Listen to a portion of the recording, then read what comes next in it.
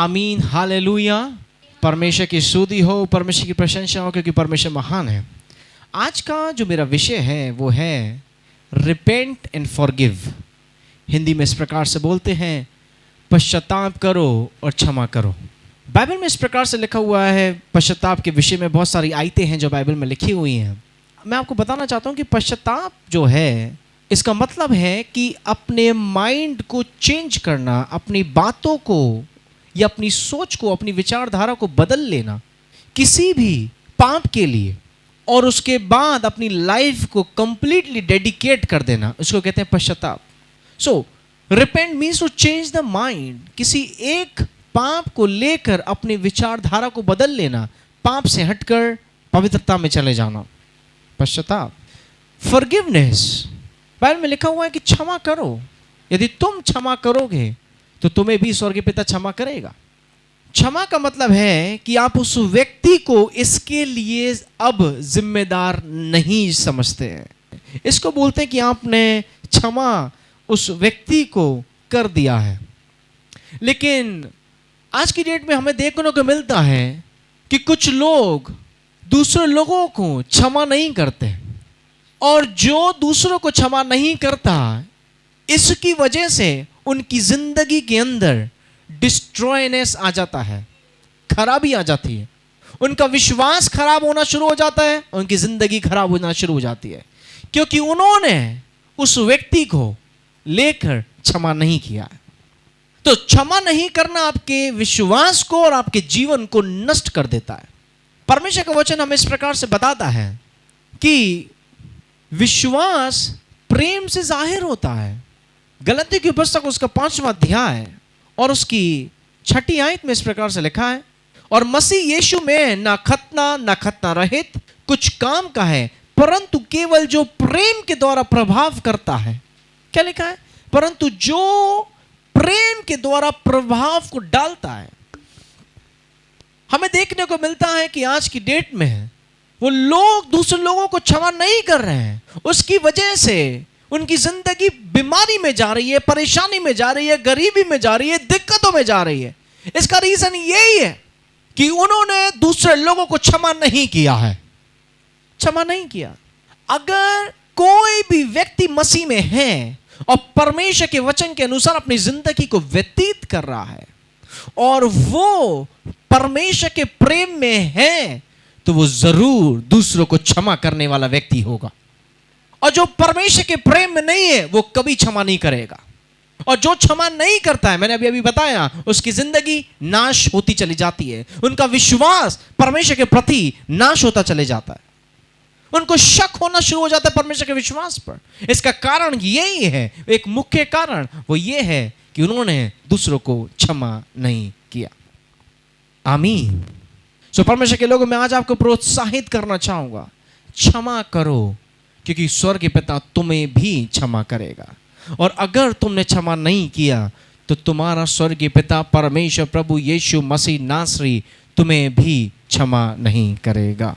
बहुत सारे लोग आते हैं, प्रार्थना करवाते हैं, और वो कहते हैं कि पास्टर जी, हम चंगे नहीं हो पा रहे हैं, हम हीलिंग नहीं मिल पा रही है, हमें छुटकारा नहीं मिल पा रहा है, इतने समय हो गया हमको, लेकिन आखिर क्यों हमारी जिंदगी में प्रॉब्लम अभी तक बनी हुई है? इसका मुख्य कारण क्या है परमेश्वर के लोगों? इसका मुख्य कारण यही है कि उन्होंने क्षमा नहीं किया है। किसी ना किसी को तुमने क्षमा नहीं किया है, इसलिए वो बीमारी आज भी बनी है, इसलिए वो गरीबी आज भी बनी है, इसलिए वो प्रॉब्लम आज भी, समस्या आज भी वो बनी हुई है। यही वो रीजन है जो आज भी बना हुआ है। आमीन, हालेलुया। मरकुस की पुस्तक उसका 11वां अध्याय और उसकी 25वीं आयत में इस प्रकार से लिखा हुआ है, और जब कभी तुम खड़े हुए प्रार्थना करते हो, तो यदि तुम्हारे मन में किसी की ओर से कुछ विरोध है, क्या लिखा है? किसी की ओर से जो विरोध है हो, तो उनको तुम क्षमा करो सबसे पहले। सो परमेश्वर आपको ये बोलना चाहता है, तुम प्रार्थना करने जब जाओ अपने कमरे में, जब एकांत में प्रार्थना करो, उससे पहले जब तुम प्रार्थना करने बैठो परमेश्वर के आगे, सबसे पहले तुम दूसरों को क्षमा करो। जिनके प्रति तुम्हारे जीवन के अंदर कड़वाहट है, विरोध है, उसको सबसे पहले क्षमा करो। लिखा हुआ यदि तुम्हारे मन में किसी और से कुछ विरोध हो तो तुम क्षमा करो, इसलिए कि तुम्हारा स्वर्गीय पिता भी तुम्हारे अपराध क्षमा करेगा। बहुत सारे मसीह लोग इस पृथ्वी पर रह जाएंगे, स्वर्गरोहण में नहीं जा पाएंगे, रैप्चर में नहीं जा पाएंगे। वो मसीह में तो हैं, वो फास्टिंग रखते हैं, वो दशमांश देते हैं, वो बड़ी बड़ी लंबी लंबी प्रार्थनाएं करते हैं, वो अन्य अन्य भाषाएं भी बोलते हैं, वो सब कुछ करते हैं जो परमेश्वर के वचन में लिखा हुआ है, लेकिन उनके अंदर बस एक कमी है, वो ये है कि उन्होंने क्षमा नहीं किया है। इसकी वजह से वो रह जाएंगे, वो रैप्चर के अंदर उठा नहीं जाएंगे, वो रह जाएंगे क्योंकि उन्होंने क्षमा नहीं किया है। परमेश्वर के लोगों, अपने दुश्मन को, उस व्यक्ति को जिसके प्रति तुम्हारे जीवन के अंदर कड़वाहट है, उसको अपने जीवन से क्षमा करो। बहुत सारे लोग अपनी जिंदगी में देखे हैं मैंने, जिन्होंने गलती करी है, समझ पा रहे हैं, जिन्होंने अपराध किया है, जिन्होंने गलतियां करी हैं, लेकिन वो फिर भी कहते हैं नहीं मैंने क्या किया है, ये मेरी निगाह में तो सही है, ये मेरी निगाह में अपराध नहीं है, ये मेरी निगाह में गुनाह नहीं है, ये तो सब करते हैं, मैंने भी कर लिया तो क्या हुआ। तो कुछ लोग ऐसे अपने अपराध को, अपने पाप को स्वीकार करना नहीं चाहते, और जब अपराध स्वीकार किया नहीं जाता है तो क्षमा पूरी रीति से नहीं होती है।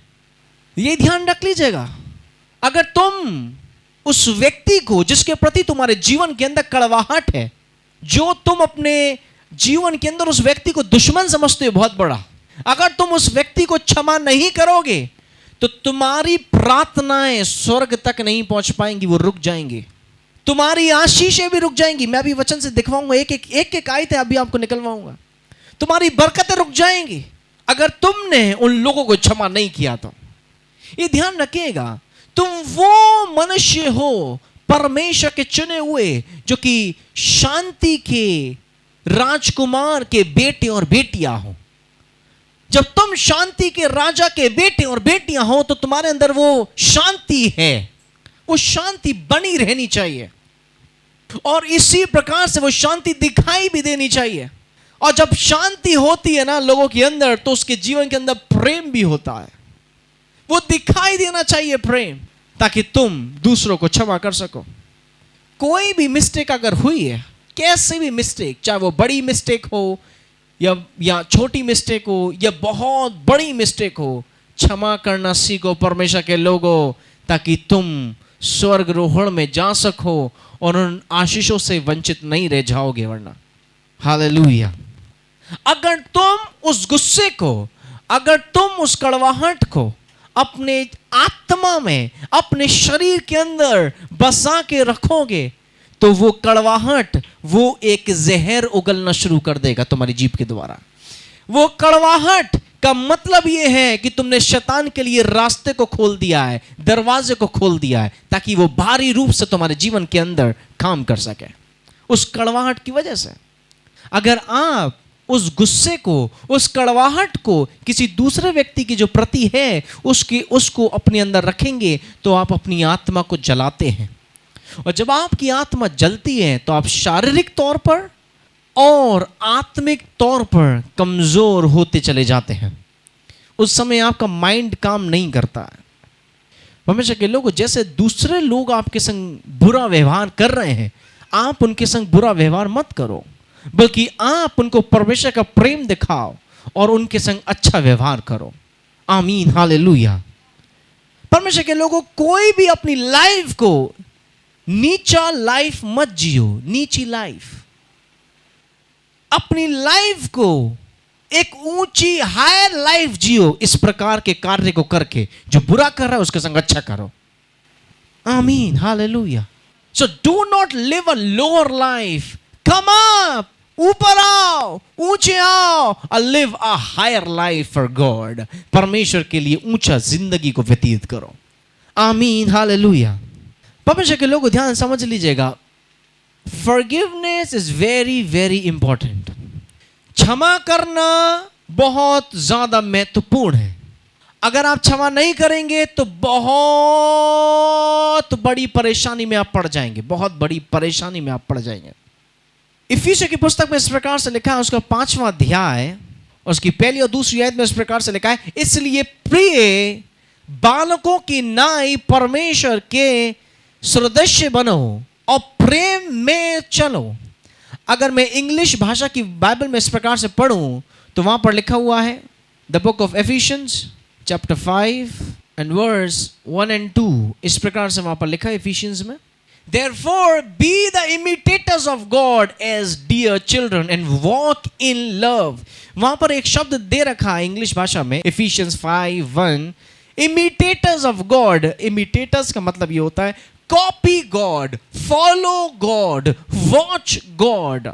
अगर आपको किसी को कॉपी करना है, फॉलो करना है, तो यीशु को कॉपी करना, उस गॉड को कॉपी करना, क्योंकि परमेश्वर, वो गॉड, वो जीसस, वो यीशु हमको क्षमा करता है हमारे पापों के लिए। तो अब क्या तुम्हारा फर्ज नहीं बनता कि तुम भी क्षमा करो अपने दुश्मनों को, उन लोगों को जिनके प्रति तुम्हारे जीवन के अंदर आज भी कड़वाहट भरी हुई है। परमेश्वर कहता है कॉपी मी, परमेश्वर कहता है कॉपी करो मुझको, इमिटेटर्स ऑफ गॉड, मतलब copy Jesus and walk in love. हमें फॉलो करना यीशु को, कॉपी करना यीशु को और यीशु के प्रेम को, जैसे कि यीशु मसीह इस पृथ्वी पर रहा और उसने दिखाया कि किस प्रकार से क्षमा करना है। हालेलुया। अगर आप क्षमा नहीं करते हैं तो उसका तात्पर्य, इसका मतलब यह है कि आप ज्योति में नहीं चल रहे हैं। परमेश्वर का वचन इस प्रकार से बोलता है, परमेश्वर ने सबसे पहले बोला कि मैं जगत की ज्योति हूं, फिर परमेश्वर प्रभु यीशु मसीह ने बोला कि तुम जगत की ज्योति हो। और अगर तुम क्षमा नहीं करते हो अपने उन व्यक्तियों को जिनके प्रति तुम्हारे जीवन में कड़वाहट है, इसका मतलब कि तुम ज्योति में नहीं चल रहे हो। अगर तुम क्षमा करते हो, इसका मतलब है कि तुम उस व्यक्ति को उस बात के लिए स्वतंत्र करते हो, आजाद करते हो। और अगर आप क्षमा नहीं करते हो तो इसका मतलब यह है कि आपकी फेलोशिप, आपकी संगति परमेश्वर के साथ नहीं है। क्योंकि फेलोशिप जिसकी होती है परमेश्वर के साथ, वो प्रेम में चलता है, और जिसकी फेलोशिप नहीं है वो क्षमा कभी नहीं करेगा, और जिसकी फेलोशिप है वो जरूर क्षमा करेगा। मत्ती की पुस्तक में इस प्रकार से लिखा है, उसका 6वां अध्याय और उसकी 15वीं आयत, यदि तुम मनुष्य के अपराध क्षमा नहीं करोगे तो तुम्हारा पिता भी तुम्हारे अपराध क्षमा नहीं करेगा। परमेश्वर के लोगों, आज का मेरा विषय यही है कि क्षमा करो। बहन बहन में नहीं पटती आजकल, भाई भाई में नहीं पट रही है, या कुछ बात हो जाए आपके दोस्तों के साथ या आपके किसी खानदान के व्यक्ति के साथ, उस व्यक्ति के संग ऐसी दुश्मनी बना लेते हो, अब तो उसको नाश कर डालना है। अगर तुमने उस व्यक्ति के प्रति एक भी कदम उठाया, ये ध्यान रखना कि तुम परमेश्वर की फेलोशिप में नहीं हो, उसकी संगति में नहीं हो। और अगर तुमने क्षमा नहीं किया तो तुम स्वर्गरोहण में भी नहीं जाओगे और तुम्हारे ऊपर आशीषें भी खुदा की नहीं आ पाएंगे। इसका मतलब परमेश्वर कदम नहीं रोक रहा आपके कदमों को कौन रोक रहे हैं? आशीषों से आप खुद रोक रहे हो। उन्नति में जाने से कौन रोक रहा है? आप खुद रोक रहे हो। अपने आप को खुद रोक रहे हो, क्योंकि आप क्षमा नहीं करना चाहते। हमेशा ऐसे कठोर लोगों से बोलना चाहता है कि मैं भी तुम्हें एक दिन क्षमा नहीं करूंगा जब तुम मेरे पास आओगे तो। आमीन, हालेलुया। निकालिएगा मेरे संग मत्ती की पुस्तक, उसका 5वां अध्याय और उसकी 44वीं आयत, 44 और 45 हम लोग पढ़ेंगे। हिंदी में मैं पहले पढ़ रहा हूं। परंतु मैं तुमसे यह कहता हूं कि अपने बैरियों से प्रेम रखो। क्या लिखा है? किन से प्रेम रखो? अपने बैरियों से प्रेम रखो और अपने सताने वालों के लिए प्रार्थना करो, जिससे तुम अपने स्वर्ग के पिता की संतान ठहरोगे। तो जब तुम क्षमा करोगे, जब भी तुम परमेश्वर की संतान भी कहलाओगे। फिर तुम कितनी भी आराधना कर लो, कितने भी जोर जोर से गाना गा लो, कितने भी जोर जोर से प्रचार कर लो और कितना भी कुछ कर लो परमेश्वर के लिए, परमेश्वर कहेगा तुम मेरी संतान हो ही नहीं, मैं तुम्हें जानता ही नहीं कि तुम हो कौन, मैं तुमको नहीं जानता, परमेश्वर कहेगा। हालेलुया। और लिखा हुआ है, तो तुम परमेश्वर की संतान ठहरोगे, क्योंकि वे भलों और बुरे दोनों पर अपना सूर्य उदय करता है और धर्मियों और अधर्मियों दोनों पर मेघ बरसाता है। परमेश्वर के लोगों, बहुत सारे लोग, कुछ लोग आप लोगों ने भी इस प्रकार से देखे होंगे, वो इस प्रकार से कहते हैं अगर वो उस प्रोग्राम में आ रहा है तो मैं उस प्रोग्राम में नहीं आऊँगा। अब देखो लोगों की सोच देखो, अगर वो उस प्रोग्राम में आ रहा है तो मैं उस प्रोग्राम में नहीं आऊँगा, क्योंकि मैं उसकी शक्ल तक नहीं देखना चाहता हूं, क्योंकि इसने मेरे संग ऐसा किया है। अब वो अपने आप को मसीह बोलते हैं, जोर जोर से प्रचार करते हैं, आत्माओं को जीतते हैं, वो सारे काम वो कर रहे हैं, लेकिन वो उनके शब्दों से वो निकलती है वो ईर्ष्या की भावना, जलन की भावना। बाइबल में लिखा हुआ है कि तुम किसी आत्मिक व्यक्ति को समझना चाहते हो तो तुम उसको समझ जाओगे कि वो आत्मिक है कि नहीं है। गलतियों की पुस्तक में लिखा हुआ उसके फलों से तुम पहचान लोगे। आमीन, हालेलुया। तुम उसके फल से तुम पहचान लोगे, उसके फलों से पहचान लोगे। परमेश्वर के लोगों, सो ऐसा होने की आवश्यकता नहीं है। अपने आप को बदलो, अपने आप को इस ईर्ष्या की भावना से हटाओ, वरना तुम खोखले हो जाओगे, वरना तुम अकेले पड़ जाओगे। प्रेम करो जैसे तुम्हारा स्वर्गीय पिता प्रेम करता है। Hallelujah, hallelujah. परमेश्वर के लोग, कुछ लोग आप लोगों ने देखे भी होंगे, इस प्रकार से भी देखे होंगे, शादियों में बहुत अक्सर इस प्रकार से हो जाता है। कोई कोई व्यक्ति जो है शादी में कुछ भी प्रॉब्लम को क्रिएट कर देता है, तो बोलता है अरे हम अब इसको नहीं छोड़ेंगे, हम भी ऐसे करेंगे। परमेश्वर के लोग, ऐसा करने की आवश्यकता नहीं है। ये उसकी विचारधारा है। अगर उसने आपकी शादी में कुछ प्रॉब्लम को क्रिएट करा है, तो परमेश्वर के लोगों, उसको तुम फॉरगिव करो, उसको तुम क्षमा करो, उसको तुम माफ करो। जब तुम ऐसा माफ करते हो तो तुम उन्नति में अपने आप जाते हो, और तुम माफ नहीं करते हो तो तुम खुद अपने पैरों पे कुल्हाड़ी मारते हो, तुम अपने आप को खुद रोकते हो। शैतान इसमें कुछ नहीं करता। अगर आप अपने आप को वचनों से भर लोगे तो कोई तुम्हारी आशीषों को नहीं रोक पाएगा। अगर आप अपने आप को परमेश्वर के वचनों से भर लोगे और उसके अनुसार, परमेश्वर के वचन के अनुसार तुम अपने आप को चलाओगे। क्या आप लोगों को समझ में आ रहा है कि नहीं आ रहा है? शादियों में अक्सर देखने को मिलता है, हेलो इसने ऐसा किया, अरे आने तो दो, कोई बात नहीं, इस बार हमारी शादी, उनकी भी शादी आएगी, अभी रुको तो सही, हम भी ऐसे ही करेंगे। परमेश्वर के लोगों को क्षमा कर दो, क्षमा कर दो। मैंने अभी बताया ना, उन जैसे मत बनना कभी भी अपनी जिंदगी में। अगर तुम उन जैसे बनोगे तो उनमें और तुम में कोई फर्क नहीं रह जाएगा। अगर तुम उन जैसे बनोगे तो वैसे ही जैसे वो ठहरे हुए एक इस जगह पर, तुम भी ठहर जाओगे एक जगह पर। अगर कॉपी करना तो यीशु को कॉपी करो। उसने माफ किया, उसने बोला कि प्रेम के अनुसार अपने जीवन को व्यतीत करो। सबसे भला मनुष्य वो है जो प्रेम के अनुसार अपनी जिंदगी को व्यतीत करता है, प्रेम के अनुसार। आमीन, हालेलुया। मेरे पास बहुत सारे एग्जाम्पल्स हैं। तीसरा उदाहरण इस प्रकार से मैं आपको बताना चाहूँगा। बहुत सारे लोग जो जवान लोग होते हैं, यंगस्टर्स जो होते हैं, वो स्कूलिंग डेज में, कॉलेज डेज में प्यार में पड़ जाते हैं और बोलते हैं कि हमको तो शादी करनी है, उसी से करेंगे। अब पता लगता है कि उस लड़की ने धोखा दे दिया या उस लड़के ने धोखा दे दिया, और फिर उसको श्राप देना शुरू कर देते हैं। मैं तुझको श्राप देता हूं कि तू भी ये हो जाएगी, तू भी ये हो जाएगा। हो सकता है कि परमेश्वर ने तुम्हारे लिए उसको नहीं रखा है। जो कुछ भी होता है वो भले के लिए होता है। समझ पा रहे कि नहीं? क्योंकि तुमने गलत समय पे गलत डिसीजन लिया, इसलिए ये तुम्हारे संग ऐसा हुआ। समझ पा रहे? इसलिए तुम्हारे संग इस प्रकार से हुआ। और जब वो दोबारा से आपको वो व्यक्ति मिलती है, ये मिलता है, कहता है मैं इसको क्षमा नहीं करूंगा कि ये मुझे धोखा दे के गई थी या गया था, ये धोखा दे के गई थी, ये धोखा दे के गया था। होता है भैया ऐसा। जवानों से मिलो तो बहुत नई नई कहानियां सुनने को मिलती है उनके मुंह के द्वारा कि मैं उस लड़की को क्षमा नहीं करूंगा, मैं उस लड़के को क्षमा नहीं करूंगा। फॉरगिव देम, क्षमा करो, क्योंकि परमेश्वर तुम्हें क्षमा करेगा। You must forgive. तुम्हें ज़रूरत है कि तुम क्षमा करो, तुम्हें सबसे ज़्यादा ज़रूरत है कि तुम उसको क्षमा करो। परमेश्वर के लोगों, एक चीज़ ध्यान से समझ लीजिएगा, बहुत अच्छे से समझ लीजिएगा, और बहुत अच्छी तरीके से मैं आपको समझाना चाहता हूँ। क्रिश्चियनिटी, मसीहत की जो नींव है, वो नींव ही यही है, क्षमा करना। मसीहत की नींव है क्षमा करना।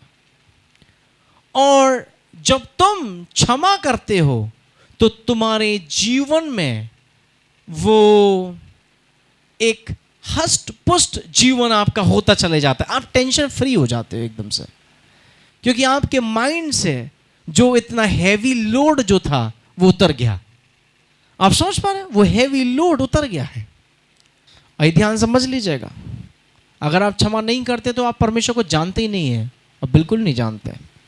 ये क्षमा एक एविडेंस है जो कि परमेश्वर ने हमको और आपको दिया है, ताकि हम उसके मोहब्बत को, ताकि हम परमेश्वर के प्रेम को समझ सकें इस पृथ्वी पर रहते हुए। हालेलुया। और जो व्यक्ति क्षमा नहीं करता है वो उस पावर को, परमेश्वर की सामर्थ को, परमेश्वर की आशीषों को अपने आप ब्लॉक कर देता है, रोक देता है। उदाहरण के रूप में, अगर कोई व्यक्ति दूसरे व्यक्ति को क्षमा करने के लिए 5 साल लगा लेता है या 10 साल लगा लेता है, तो समझ लीजिएगा उस व्यक्ति को आशीष मिलने के लिए भी 5 से 10 साल लग जाएंगे। समझ पा रहे हैं कि नहीं? आपने देरी करी है, आपने रुकावट करी है, इसकी वजह से इस प्रकार से होता है। निकालिएगा मेरे साथ नीति वचन की पुस्तक, उसका 28वां अध्याय, उसका 13 आयत। इस प्रकार से लिखा हुआ है, जो अपने अपराध छिपाए रखता है उसका कार्य कभी भी सफल नहीं होता है। सुना आप लोगों ने? जो अपने अपराध को, जो अपने पाप को, उस पाप को छिपाए रखता है हमेशा के लिए, उसका कार्य कभी भी सफल नहीं हो सकता। क्यों? क्योंकि आप लोग उस टेंशन से पहले से भरे हुए हो। आपका कोई भी कार्य सफल ही नहीं होगा, आप प्रॉस्पर नहीं हो सकते, आप उन्नति में नहीं जा सकते। आपने 5 से 10 साल लगा लिए उस व्यक्ति को क्षमा करने के लिए, 5 से 10 साल आपके रुक जाएंगे, बर्बाद हो जाएंगे, और 5 से 10 साल फिर आएंगे, उसके बाद आएंगे आशीष के। समझ पा रहे हैं? बाइबल में क्या लिखा हुआ है? इंग्लिश में इस प्रकार से लिखा हुआ है, he who covers his sin will not prosper. जो अपने पाप को छिपा के रखता है, जो पाप को, उस अनफॉरगिवनेस को वो नहीं देता, वो फॉरगिव नहीं करता, वो पाप को क्षमा नहीं करता किसी दूसरे व्यक्ति के, वो वहां पर आपकी उन्नति ब्लॉक हो रही है, आपकी आशीष ब्लॉक हो रही है, आपकी आपकी आपकी आपकी रिचनेस ब्लॉक हो रही है। आप समझ पा रहे हैं? ब्लॉक कर रहे हो आप उसको। हालेलुया। जितना आप समय लगाएंगे उस व्यक्ति को क्षमा करने के लिए, उतना ही समय लगेगा आपकी बॉडी के अंदर हीलिंग आने के लिए, चंगाई आने के लिए। आप कितने भी उपवास रख लो, कितनी भी प्रार्थनाएं कर लो, रात भर बैठ के प्रार्थना करो, लेकिन तुमने अगर क्षमा नहीं किया है, अगर तुमने माफ नहीं किया उस व्यक्ति को, तो परमेश्वर के लोगों, परमेश्वर तुमको माफ नहीं करेगा और तुम्हारी जिंदगी के अंदर हीलिंग नहीं आएगी। कुछ भी रीजन हो, कोई फर्क नहीं पड़ता, तुम्हारी जिंदगी के अंदर हीलिंग, चंगाई नहीं आएगी, क्योंकि परमेश्वर जो है जस्टिफाइंग करता है सारी चीजों से, सारी बातों से। हालेलुया। परमेश्वर बहुत ज्यादा विश्वास योग्य है। God is so faithful to forgive. परमेश्वर बहुत ज्यादा विश्वास योग्य है क्षमा करने के लिए। बाइबल में इस प्रकार से लिखा हुआ है, 1 यूहन्ना की पुस्तक में उसका 1 अध्याय उसकी 9वीं आयत में, यदि हम अपने पापों को मान लें तो हमारे पापों की क्षमा करने और हमें सब अधर्म से शुद्ध करने में विश्वास योग्य और धर्मी हमारा परमेश्वर है। यदि हम अपने पापों को मान लें, सुनो और समझो, अपने पाप को समझो। अगर आपसे कोई भी गलती हुई है, आप उसकी क्षमा मांगो परमेश्वर से। और सबसे ज्यादा पता है क्या जरूरी है? बहुत सारे लोग परमेश्वर से क्षमा मांग लेते हैं, लेकिन उस व्यक्ति से जाके क्षमा नहीं मांगते जिससे वो गलती करी है। परमेश्वर के लोग ध्यान समझ लीजिएगा, आपको उस व्यक्ति से जाके भी क्षमा मांगने की आवश्यकता है और फिर परमेश्वर से जाके क्षमा मांगने की आवश्यकता है। एक बार पास्टर बेनी हीन के बारे में एक दूसरे पास्टर ने बहुत गलत बोल दिया, और वो उस दिन से वो पास्टर जो है बेहद भयंकर तरीके से बीमार पड़ गया। उसने डॉक्टर को दिखाया, वो कह रहा कि मेरी बीमारी जा क्यों नहीं रही है, मैं भी पास्टर हूँ लेकिन जा क्यों नहीं रही मेरी बीमारी। उसने बड़े डॉक्टर को दिखाया, वो कह रहा कि तुम्हें कुछ है ही नहीं। डॉक्टर्स की रिपोर्ट निकल रही, कह रहा कुछ भी नहीं है रिपोर्ट में। तो एक दिन वो प्रार्थना कर रहा था, परमेश्वर मेरे संग ऐसा क्यों हो रहा है? तो उसको बोला कि तूने मेरे दास के विषय में बोला है, तूने मेरे दास के विषय में गलत बातों को बोला दूसरों लोगों के सामने, इसलिए ये तेरे जीवन के ऊपर कष्ट आया। उसने वो दूसरा संडे जब लगता, वो सबसे पहले वो गया पास्टर बेनी हीन के पास। उसने बोला सभा के सामने, उसने बोला कि मैं आपसे क्षमा मांगना चाहता हूँ, मैंने आपके विषय में आपके लिए इस व्यक्ति से इतना बुरा बोला था, जब से मेरी जिंदगी में बीमारी आ गई, प्रॉब्लम आ गई है। पास्टर बेनिहीन ने उसको क्षमा किया। जब पास्टर बेनिहीन ने उसको क्षमा किया जिसके विरोध में उसने बोला था, तो परमेश्वर ने भी उसको क्षमा कर दिया। समझ पा रहे हो? परमेश्वर ने भी उसको क्षमा कर दिया। तो जब हम किसी के विरोध में जब हम उस बातों को करते हैं, तो समझ लो परमेश्वर के लोगों, परमेश्वर ने वो सुना है, परमेश्वर ने वो सुना है। अब जरूरत यह है कि आप उसको, उस बातों को समझें, उस परमेश्वर के प्रकाशन को समझें जो खुदा ने आपके लिए रखा हुआ है। आमीन। परमेश्वर के लोगों, ध्यान रखिएगा, जिस प्रकार से आपके शारीरिक पिता आपको डांटते हैं, आपको मार भी लगा देते हैं, आप पर गुस्सा भी करते हैं, जिस प्रकार से आपके शारीरिक पिता आपके ऊपर करते हैं, कि आप शारीरिक पिता से नाराज हो जाते हैं। यस, कुछ लोग तो हो भी जाते हैं। यस, कुछ लोग तो नफरत भी करके बैठ जाते हैं, मेरे पिता ने ऐसा मेरे संग किया, अब मैं इनके संग अच्छा नहीं करूँगा। मैंने बहुत सारे जवान लोगों को देखा, वो बोलते हैं मेरे पिता ने ऐसा किया है, मैं अपने पिता के संग कभी अच्छा नहीं करूँगा, क्योंकि मेरे पिता ने मेरे संग कभी अच्छा नहीं किया, तो मैं भी अपने पिता के संग कभी अच्छा नहीं करूँगा, मैं अपनी माँ के संग अच्छा नहीं करूँगा। मैं ये कहता हूँ, ये सबसे बड़ी मूर्खता है। ऐसे लोगों ने परमेश्वर के वचनों को नहीं समझा है। और मैं आज का प्रचार उन लोगों के लिए कर रहा हूँ जो कि परमेश्वर के लोग हैं, मसीह लोग हैं। मसीह लोगों को ऐसे होने की आवश्यकता नहीं है। नो, मसीह लोग एक परमेश्वर के चुने हुए वंशज हैं, चुने हुए लोग हैं। उनको माफ करने की आवश्यकता है। हो सकता है कोई सी भी गतिविधि आपकी जिंदगी के अंदर क्यों ना घटित हुई हो सकता है कोई बुरा पाप क्यों ना हुआ हो सकता है कोई बुरी बात क्यों ना कही हो गई हो सकता है किसी ने तुम्हें बहुत नीचे दिखाया हो लोगों के सामने, हो सकता है कि तुम्हें बड़ा बहुत प्रॉब्लम तुम्हारे आगे खड़ी कर दी उस व्यक्ति ने। परमेश्वर के लोग, कुछ भी हो सकता है बहुत बड़ा पाप में आप फंसे हुए, उस व्यक्ति ने गलत किया है। मैं कहना चाहूँगा खुदा के लोगों, आप क्षमा कर दो फिर भी उस व्यक्ति को। हालेलुया। जैसे तुम्हारा एक संसारिक पिता आपको डांटता है, मारता है, पीटता है, फिर प्यार भी करता है, परमेश्वर के लोग ध्यान सुनो, इसी प्रकार से आपका आत्मिक पिता भी आपको डांटता है, प्यार करता है। वो इसलिए ताकि तुम एक अच्छी दिशा में चलते चले जाओ। आपका स्पिरिचुअल फादर भी, आपका आत्मिक पिता भी, आपका मेंटर आपको इसलिए डांटेगा कि तुम एक राइट दिशा में आप पहुंच सको, तुम सही दिशा में जा सको, सही दिशा में जा सको। इसलिए आत्मिक पिता का डांट रहे तो वो अच्छी भलाई के लिए आपको डांट रहा है। और तुम धन्य हो कि तुम्हारे पास आत्मिक पिता है, तुम्हारे पास वो टीचर, वो मेंटर है कि वो तुमको डांट रहा है और सही दिशा दिखा रहा है। बहुत सारे लोग तो ऐसे भी हैं जिनके पास ना टीचर है, ना मेंटर है, ना आत्मिक पिता है, वो बस अपने करते चले जा रहे हैं, उनको कोई सिखाने वाला नहीं है। लेकिन धन्य हो तुम कि तुम्हारे पास आत्मिक पिता है। आमीन, हालेलुया। निकालिएगा मेरे साथ इब्रानियों की पुस्तक उसका 12वां अध्याय और उसकी 9वीं, 10वीं और 11वीं आयत तक हम लोग पढ़ेंगे। इस प्रकार से लिखा है, फिर जब कि हमारे शारीरिक पिता भी हमारी ताड़ना किया करते थे, तो क्या आत्माओं के पिता के और भी अधीन नहीं रहे? सुना कि नहीं सुना? हेलो, क्या लिखा है? तो क्या आत्माओं के पिता के और भी अधीन नहीं रहे, जिससे कि हम जीवित बने रहें। और आगे लिखा है, वे तो अपनी अपनी समझ के अनुसार थोड़े दिनों के लिए ताड़ना करते हैं। कौन? आपके शारीरिक पिता। आपके शारीरिक पिता तो थोड़े दिनों के लिए आपकी ताड़ना करते थे, पर आपके आत्मिक पिता तो हमारे लाभ के लिए करते हैं कि हम भी उसकी पवित्रता के भागी हो जाएं। सुना आप लोगों ने? आपके आत्मिक पिता इसलिए आपको डांट रहे हैं, आपके आत्मिक पिता इसलिए आपको समझा रहे हैं ताकि और उस पवित्रता के भागी होते चले जाएं।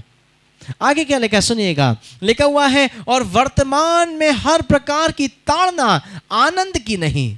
जब आपका आत्मिक पिता आपको डांट रहा होगा तो आपको लगेगा कि बड़ा दुख हो सकता है, दुख लगे, हो सकता है कि आपको सबके सामने डांट दिया हो सकता है अकेले में डांट दिया हो सकता है कि ऐसे डांटा हो कि आपके आंसू भी बह गए हो सकता है ऐसे गुस्से के शब्द बोले हो आपके आत्मिक पिता ने कि वो जोर से आपके दिल पे चोट लग गई हो। तो लेकिन आगे क्या लिखा है सुनिएगा, वर्तमान में हर प्रकार की ताड़ना आनंद की नहीं होती। जो अभी वो डांट रहा है वो आनंद की नहीं लगेगी, पर शोक ही की बात दिखाई पड़ती है। तो भी जो उसको सहते सहते, क्या लिखा है, आगे क्या लिखा है? क्या लिखा है? जो उस ताड़नाओं को सहते सहते पक्के हो गए हैं, पीछे उन्हें चैन के साथ धर्म का प्रतिफल मिलता है। हालेलुया। जो पक्के हो गए हैं, ताड़नाओं को सुनते सुनते पक्के हो गए हैं, आप उस आत्मिक पिता की डांट को सुनते सुनते आप पक्के हो चुके हैं। आपको समझ में आ रहा है कि ये करेंगे तो ये गलत है, ये नहीं करेंगे तो इसमें तारीफ मिलने वाली है, क्योंकि ये अच्छा काम तरीके से मैंने किया है, ये गलत तरीके से किया है तो पास्टर डांटेंगे हमारे, और ये अच्छे तरीके से किया है तो पास्टर इसमें नहीं डांटेंगे, इसमें मुझे तारीफ मिलेगी। और जब डांट आपकी लग रही है तो समझ लो ना, आप सही दिशा में जा रहे हैं, आप पक्के हो रहे हैं। क्या लिखा है? उसको सहते सहते पक्के हो गए हैं, ताकि पीछे उन्हें चैन के साथ धर्म का प्रतिफल मिलता है।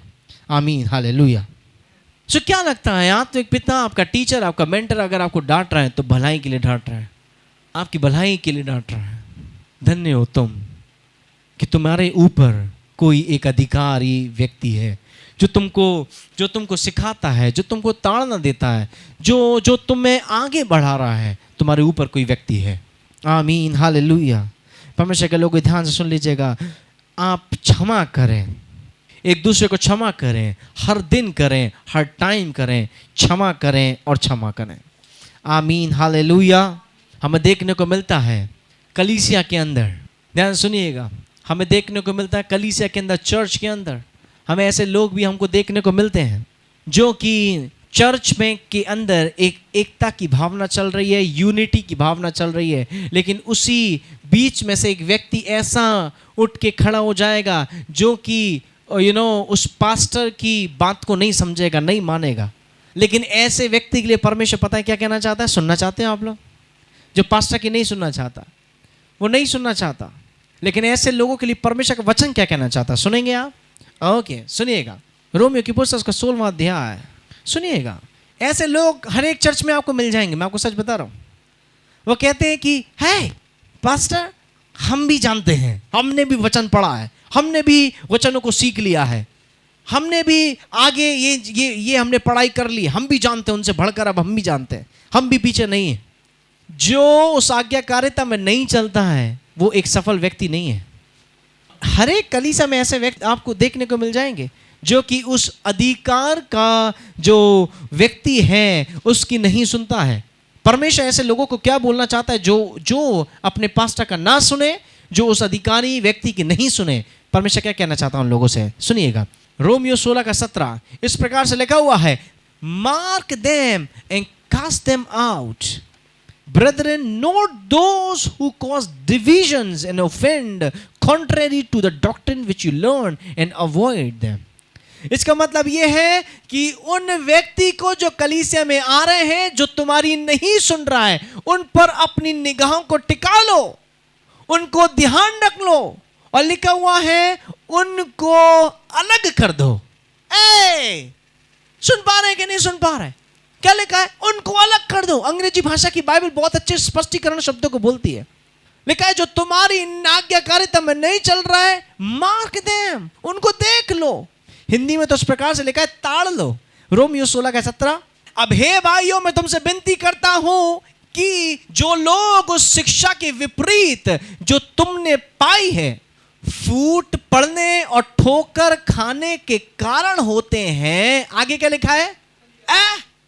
क्या लिखा हुआ है? उन्हें ताड़ लिया करो। ताड़ने का मतलब है उनको दूर से समझ लो कि ये व्यक्ति क्या कर सकता है आगे। और आगे क्या लिखा है? उन्हें ताड़ लिया करो। और आगे क्या लिखा है? और उनसे दूर रहो। मतलब अंग्रेजी भाषा की बाइबल में पढ़ेंगे तो लिखा है उनको दूर कर दो। हालेलुया। लिखा हुआ उनको दूर कर दो, उनको ताड़ लो, उनको समझ लो, क्योंकि ये तुम्हारे संग मिलकर नहीं चल सकते। उनको ताड़ लो, उनको समझ लो, उनको दूर कर दो। हालेलुया। परमेश्वर के लोगों, इट्स अ गॉड चर्च।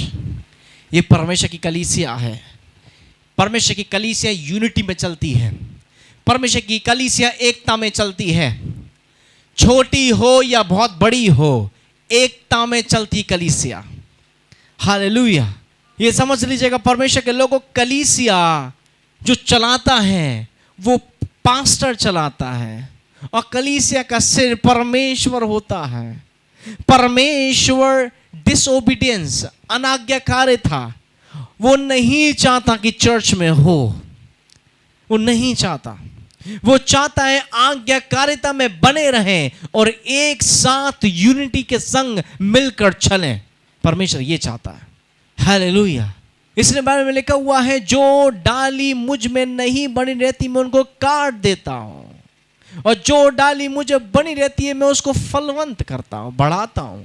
परमेश्वर के लोगों, आप लोगों ने सुना होगा क्या, उत्पत्ति 11वें अध्याय में वो लिखा हुआ है, जब इतनी वो बड़ी बिल्डिंग बना रहा होता है तो वो सारे लोग एक मन हो जाते हैं, एक चित्त हो जाते हैं, एक विचारधारा हो जाते हैं, एक सोच हो जाते हैं, ताकि वो उस बड़ी बिल्डिंग को बना सकें। परमेश्वर के लोगों, परमेश्वर भी हम लोगों से यही चाहता है कि चर्च के अंदर एक मत हो जाओ, एक सोच हो जाओ, एक बात हो जाओ, एक ही शब्द निकलने चाहिए हम सब के माध्यम से। परमेश्वर जब कहता है कि मैं जब उस काम को फलवंत करूंगा। आप किसके काम की करने की बात कर रहे हैं? आप परमेश्वर के काम के करने की बात कर रहे हैं। आप परमेश्वर के काम के करने की बात कर रहे हैं। हालेलुया। क्या आपको समझ में आया कि नहीं? रोमियो 16:17 क्या लिखा है? ऐसे लोगों को जो तुम्हारी नहीं सुन रहा है, जो उस पास्टर का बातों को नहीं सुन पा रहा है, पास्टर कोई बात नहीं, हमें भी आता है वचन, हम खुद कर लेंगे सेवा, हमें भी पता है वचन, हम खुद कर लेंगे। लिखा है ताड़ लिया करो ऐसे लोगों को। परमेश्वर की सेवा विभाजन करने के लिए नहीं है। परमेश्वर की सेवा इसलिए बनाई गई थी ताकि एकता आए। बाइबल में लिखा हुआ इस प्रकार से कि तुम परमेश्वर के अंग हो, तुम एक अंग हो, तुम एक अंग हो, मैं एक अंग हूं, तुम एक अंग हो, हम सब मिलकर कलीसिया बनते हैं। आमीन, हालेलुया। परमेश्वर के वचन में इस प्रकार से लिखा हुआ, अगर कोई आपके कलीसिया में ऐसा व्यक्ति पाया जाए तो उसको किस प्रकार से हैंडल करना है, परमेश्वर ने हमको सिखाया है।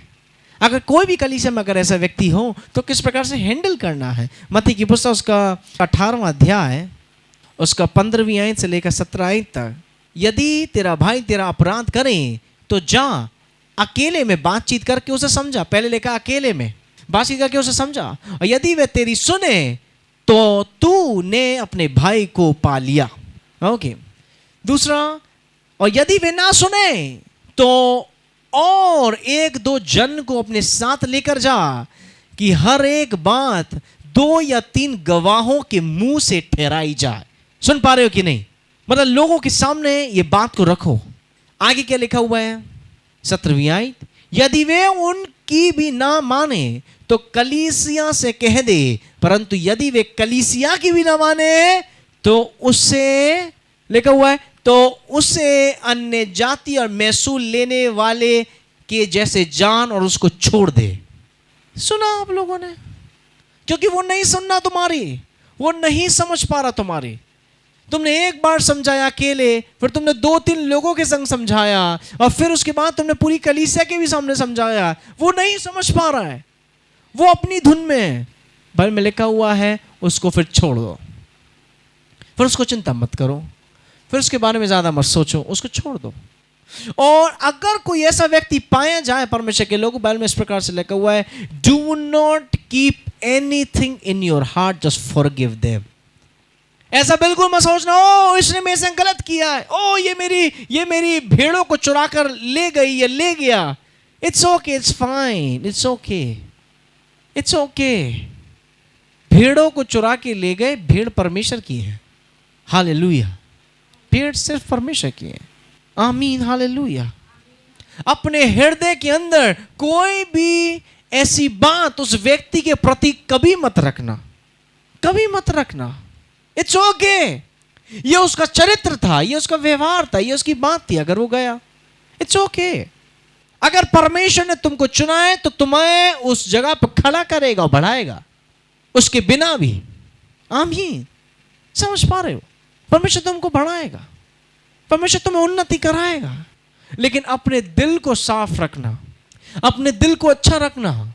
अगर तुम्हारे मन के अंदर, अगर तुम्हारे दिल के अंदर किसी दूसरे व्यक्ति के प्रति अगर वो खटास की भावना, अगर एक ऐसी भावना जो कि जलन और ईर्ष्या की भावना है, अगर आती और बढ़ती है, तो परमेश्वर के लोगों, शैतान ने तुमको कब्जा पहले से कर लिया है।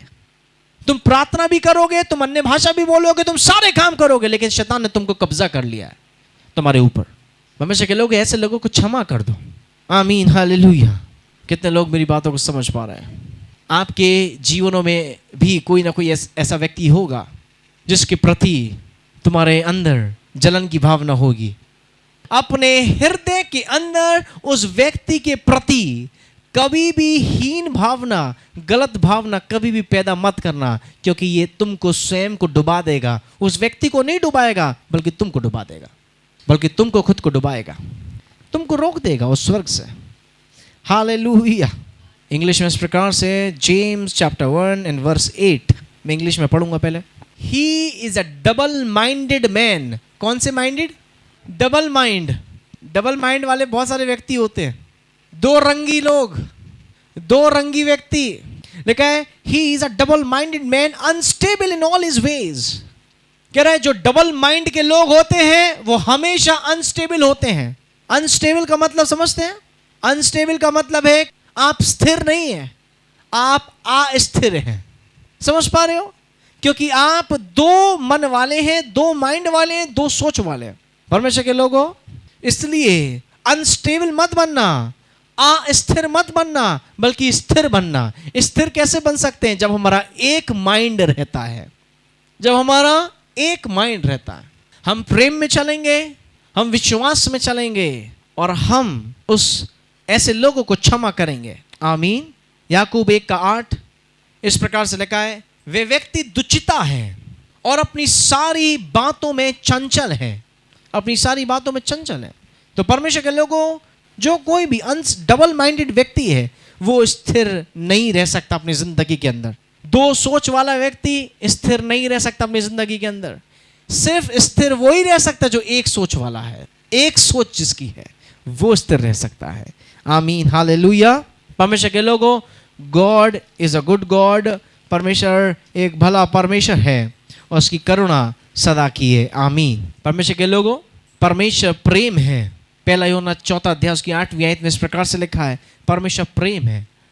तो परमेश्वर के लोगों, प्रेम के अनुसार अपनी जिंदगी को व्यतीत करो। क्षमा करो अपने भाई को, क्षमा करो अपनी बहन को, क्षमा करो अपने बच्चों को, क्षमा करो अपने माता पिता को, क्षमा करो अपने दोस्तों को, क्षमा करो जिनके प्रति तुम्हारे जीवन में कड़वाहट है, क्षमा करो। क्योंकि इसका कारण जो है रुकावट का, अगर तुम्हें जिंदगी में हीलिंग नहीं हो पा रही है, चंगाई नहीं हो पा रहा है, उसका कारण यही है कि तुमने अभी तक क्षमा नहीं किया है। प्रेम से भरो, क्योंकि गॉड इज लव। परमेश्वर प्रेम है। पहले यूहन्ना 4 उसकी 8वीं आयत में। पहला यूहन्ना उसका 3 अध्याय और उसकी 15 आयत में इस प्रकार से लिखा हुआ है कि जो कोई अपने भाई से बैर रखता है वे हत्यारा है। सुना आपने? वो क्या है? He is a murderer. वो हत्यारा है। हत्या करी नहीं है, लेकिन तुम हत्यारे हो चुके हो। जो कोई अपने भाई से बैर रखता है वे हत्यारा है, और तुम जानते हो कि किसी भी हत्यारे की अनंत जीवन में नहीं रह सकता। इसका मतलब जो कोई अपने भाई को क्षमा नहीं करता है वो अनंत जीवन में, स्वर्ग में नहीं जा पाएगा। साफ तौर पे लिखा हुआ है। क्या आप लोगों ने सुना कि नहीं सुना? जो कोई उस व्यक्ति को क्षमा नहीं करता है जिसके प्रति कड़वाहट है, बाइबल में क्या लिखा है? वो स्वर्ग में नहीं जा पाएगा, स्वर्ग से वंचित हो जाएगा, स्वर्ग से रुक जाएगा। हालेलुया। परमेश्वर के लोगों, खुदा ने तुम्हें बुलाया है, और खुदा ने तुम्हें इसलिए बुलाया है कि तुम उसके वचनों को फैला सको, बढ़ा सको, तुम उसकी ज्योति बनकर चमक सको। आपका जीवन परमेश्वर के वचन के लिए होना चाहिए, गॉस्पेल के लिए होना चाहिए। फिलिप्पी की पुस्तक उसका 1 अध्याय उसकी 27वीं आयत में इस प्रकार से लिखा, परमेश्वर के लोगों, केवल इतना करो कि तुम्हारा चाल चलन मसीह के सुसमाचार के अनुसार चलता हो, कि चाहे मैं आकर तुम्हें देखूं और चाहे ना देखूं, तुम्हारे विषय में यही सुनूं कि तुम एक ही आत्मा में स्थिर हो। सुना आपने? एक ही आत्मा में स्थिर हो और एक चित्त होकर। क्या लिखा है यहां पर? लिख रहा है यहां पर पौलुस फिलिपियंस चर्च को लेटर लिख रहा है, और पौलुस बोल रहा है कि तुम एक चित्त होकर, एक चित्त का मतलब समझते हो यूनिटी में रहना। चर्च, वो चर्च को बार बार बोल रहा है यूनिटी में रहना, एकता में रहना। अगर तुम एकता में नहीं होगे शैतान काम कर जाएगा उस जगह पर। कह रहा है एकता में एक चित्त होकर सुसमाचार के विश्वास के लिए क्या करना? परिश्रम करते रहना। एक यूनिटी होकर, एक चित्त होकर सुसमाचार के विश्वास के लिए, एक साथ मिलकर सुसमाचार के विश्वास के लिए, एक बात होकर, एक संग होकर, एक साथ होकर परमेश्वर के सुसमाचार के विश्वास के लिए मेहनत करते रहना। यहाँ पर पौलुस बोल रहा है फिलिपी चर्च को, और आज भी परमेश्वर के लोगों को बोलना चाहता है परमेश्वर तोड़ता नहीं है। नो, परमेश्वर कभी नहीं तोड़ता। परमेश्वर हमेशा जोड़ कर रखता है और फैलाता है। जैसे पेड़ फलवंत होता, परमेश्वर वैसे ही फैलाता है, फलवंत करता है। हालेलुया। परमेश्वर के लोगों क्षमा करो और क्षमा करो। ये ध्यान रख लीजिएगा, do not live a lower life, come up और live a life, a higher life. उन जैसे मत चलो जैसे वो लोग करते हैं जिनके जीवन में कड़वाहट है, लेकिन तुम परमेश्वर के लोग हो, तुम संसारिक नहीं हो, तुम आत्मिक हो। और जब तुम आत्मिक हो कि तुम परमेश्वर के बेटे और बेटियां हो, अभी मैंने पढ़ा है कि तुम परमेश्वर को कॉपी करो। परमेश्वर ने क्षमा किया है तो तुम भी क्षमा करो। अगर कोई भी क्षमा नहीं करेगा खुदा के लोगों, ऐसे लोगों पर मुझे अफसोस, वो स्वर्ग में कभी नहीं जा पाएगा। अगर उसने क्षमा नहीं किया तो वो रह जाएगा, और वो रह जाएगा। खुदा के लोगों, स्वर्ग रोहण बहुत नज़दीक है। क्षमा करो, पश्चाताप करो, रिपेंट, पश्चाताप करो, रिपेंट, पश्चाताप करो, मन फेराओ, क्योंकि स्वर्ग राज्य निकट है। मत्ती की पुस्तक का 4 अध्याय उसकी 17वीं आयत में लिखा हुआ है, उस समय से यीशु प्रचार करना और यह कहना आरंभ किया कि मन फिराओ क्योंकि स्वर्ग राज्य निकट आ गया है। मन फिराओ क्योंकि स्वर्ग राज्य निकट आ गया है। अगर अभी तक तुमने क्षमा नहीं किया किसी व्यक्ति को, परमेश्वर के लोगों को क्षमा कर लो, पश्चाताप करो, मन फिराओ, क्योंकि स्वर्ग राज्य निकट आ गया है, क्योंकि स्वर्ग राज्य निकट आ गया है। ऐसे सभी लोग अपनी आंखों को बंद करेंगे और प्रार्थना में जाएंगे। अपने हाथों को उठाएं, परमेश्वर देख रहा है। किसी के प्रति जलन की भावना या ईर्ष्या की भावना अगर है, हाथों, परमेश्वर जानता है। अगर तुम सच बोलोगे तो परमेश्वर जानता है। अगर है तो हाथों को उठाएं। अगर है तो मैं चाहता हूं कि आप लोग अपने लिए प्रार्थना करें और बोलें, परमेश्वर मुझे तू क्षमा कर, और मैं उस व्यक्ति को क्षमा करता हूं यीशु के नाम से।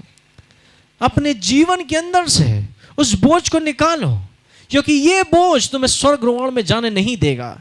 ये बोझ तुम्हें ऊपर जाने नहीं देगा। ये बोझ तुम्हें रोक देगा स्वर्ग में जाने से। ये छोटा सा बोझ, तुम प्रार्थनाएं करते हो, तुम उपवास करते हो, तुम दशमांश देते हो, तुम दान देते हो, तुम बड़ी बड़ी प्रार्थनाएं, सब कुछ काम कर रहे हो खुदा के लिए जो खुदा ने तुम्हें बोला है करने को, लेकिन फिर भी तुम रह जाओगे, स्वर्ग नहीं जा पाओगे। क्योंकि आज भी तुम्हारे उस मन के अंदर, उस हृदय के अंदर, तुम्हारे मन में किसी दूसरे व्यक्ति के प्रति आज भी वो बातें चल रही हैं। आज भी तुम उस व्यक्ति से जल रहे हो, कपटी के समान उससे दूर हो रहे हो। परमेश्वर के लोगों, वो तुम्हारे संग कितना भी दुर्व्यवहार क्यों ना करे, वो कितना भी तुम्हारे विरोध में क्यों ना जाए, वो कितना भी तुम्हें नीचा क्यों ना दिखाए, लेकिन परमेश्वर के लोगों, तुम उसको फिर भी माफ करो, तुम उसको फिर भी क्षमा करो। Let the God work. परमेश्वर को काम करने दो, पवित्र आत्मा को काम करने दो। दिल से आज उस व्यक्ति को क्षमा कर दो यीशु के नाम से। अपनी अपनी प्रार्थना स्वयं करें, अपनी अपनी प्रार्थना स्वयं करें। हृदय से क्षमा करें उस व्यक्ति को, हृदय से क्षमा करें, क्योंकि परमेश्वर आपको तैयार कर रहा है, हम सबको तैयार कर रहा है कि परमेश्वर क्षमा करे। आप क्षमा करो उस व्यक्ति को, आप क्षमा करो उस व्यक्ति को, आप क्षमा करो, दिल से क्षमा करो कि प्रभु मैं उस व्यक्ति को क्षमा करती हूँ, मैं करता हूँ यीशु के नाम से, यीशु के नाम से। प्रभु मैं दिल से क्षमा करता हूँ, मैं दिल से क्षमा करता हूँ प्रभु, मैं दिल से क्षमा करता हूँ। और क्षमा करने के बाद उस व्यक्ति के विषय में दोबारा बिल्कुल भी मत सोचना नकारात्मक। क्षमा कर दो उस व्यक्ति को दिल से। जब तुम क्षमा कर दोगे तो स्वर्ग में जाने के लिए तुम तैयार हो चुके हो, तुम स्वर्ग में जाने के लिए तैयार हो चुके हो।